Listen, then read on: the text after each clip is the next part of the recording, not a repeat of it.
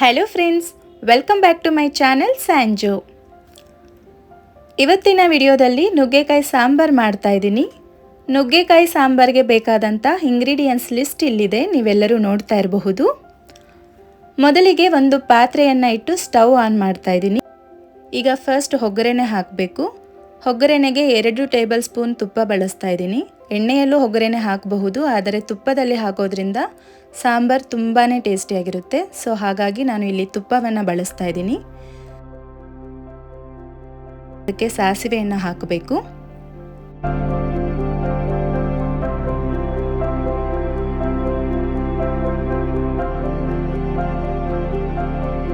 ಸ್ವಲ್ಪ ಜೀರಿಗೆಯನ್ನು ಹಾಕಬೇಕು. ಈಗ ಇದಕ್ಕೆ ಒಣಮೆಣಸಿನಕಾಯಿಯನ್ನು ಹಾಕಬೇಕು.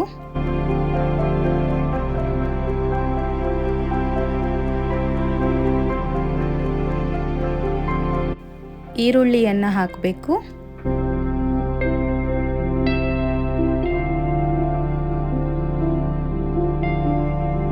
ಈಗ ಎಲ್ಲವನ್ನು ಮಿಕ್ಸ್ ಮಾಡಿಕೊಂಡು ಈರುಳ್ಳಿ ಗೋಲ್ಡನ್ ಕಲರ್ ಬರೋವರೆಗೂ ತುಪ್ಪದಲ್ಲಿ ಫ್ರೈ ಮಾಡ್ಕೋಬೇಕು.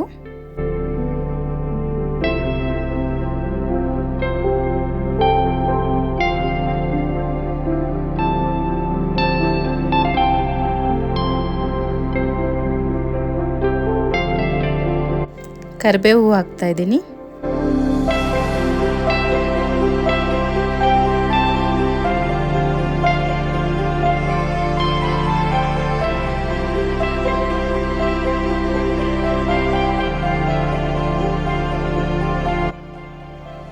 ಈ ರೀತಿ ಈರುಳ್ಳಿ ಗೋಲ್ಡನ್ ಕಲರ್ ಬರೋವರೆಗೂ ಫ್ರೈ ಮಾಡ್ಕೋಬೇಕು. ಈಗ ಇದಕ್ಕೆ ಟೊಮೆಟೊನ ಆ್ಯಡ್ ಮಾಡ್ತಾ ಇದ್ದೀನಿ. ಈ ರೀತಿ ಸಣ್ಣದಾಗಿ ಹೆಚ್ಚಿಟ್ಕೊಂಡಿರೋ ಟೊಮೆಟೊನ ಹಾಕಬೇಕು.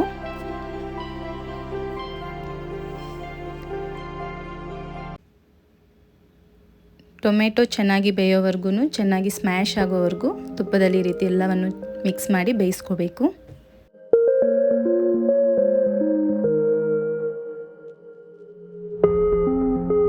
ಈಗ ಇದಕ್ಕೆ ರುಚಿಗೆ ತಕ್ಕಷ್ಟು ಉಪ್ಪು ಹಾಕ್ತಾ ಇದ್ದೀನಿ.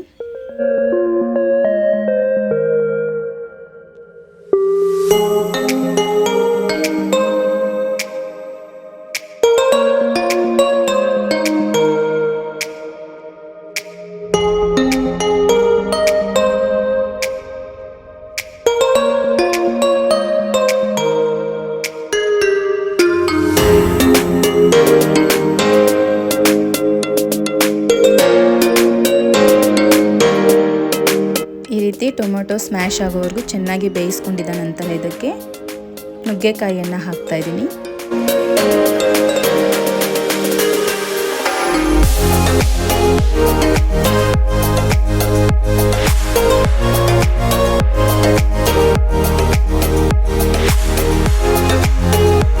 ಈಗ ಇದಕ್ಕೆ ಒಂದು ಚಿಟಿಕೆಯಷ್ಟು ಅರಿಶಿನ ಪುಡಿ ಹಾಕಬೇಕು.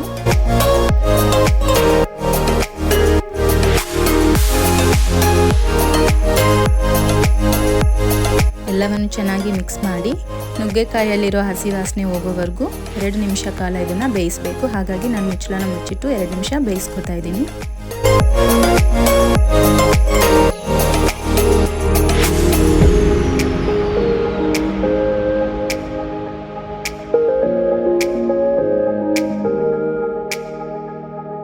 ಈಗ ಇದಕ್ಕೆ ಒಂದು 1/4 ಕಪ್ ಅಷ್ಟು ತೊಗರಿಬೇಳೆನ ನಾನು ಮೊದಲೇ ಬೇಯಿಸ್ಕೊಂಡು ಅದನ್ನು ಸ್ಮ್ಯಾಶ್ ಮಾಡಿ ಇಟ್ಕೊಂಡಿದ್ದೀನಿ. ಈ ಬೇಳೆಯನ್ನು ಇದಕ್ಕೆ ಹಾಕ್ತಾ ಇದ್ದೀನಿ.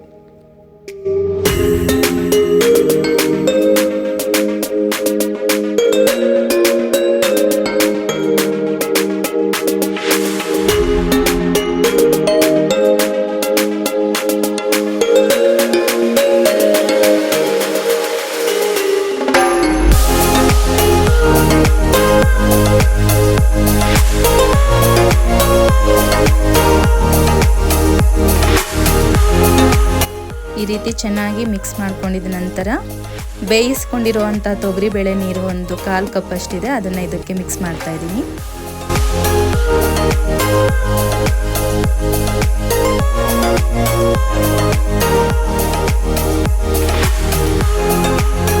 ಈ ರೀತಿ ಚೆನ್ನಾಗಿ ಮಿಕ್ಸ್ ಮಾಡ್ಕೊಂಡಿದ ನಂತರ ಇದಕ್ಕೆ 2 ಗ್ಲಾಸ್ ನೀರನ್ನು ಹಾಕ್ತಾ ಇದ್ದೀನಿ.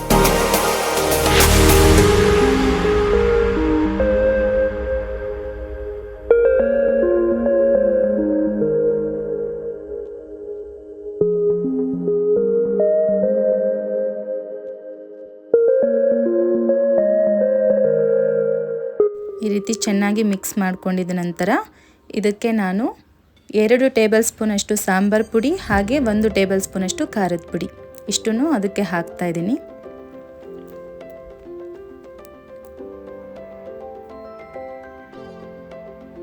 ಈಗ ಈ ರೀತಿ ಉದ್ದದಾಗಿ ಹೆಚ್ಚಿಟ್ಕೊಂಡಿರೋ ಹಸಿಮೆಣಸಿನಕಾಯಿ ಕೂಡ ಅದಕ್ಕೆ ಹಾಕಬೇಕು.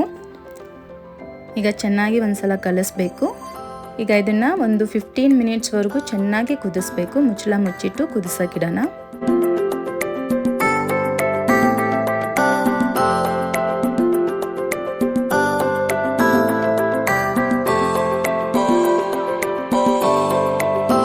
ಒಂದು 5 ನಿಮಿಷ ಆದ ನಂತರ ಈ ರೀತಿ ಒಂದ್ಸಲ ಚೆನ್ನಾಗಿ ಕಲಿಸ್ಬೇಕು.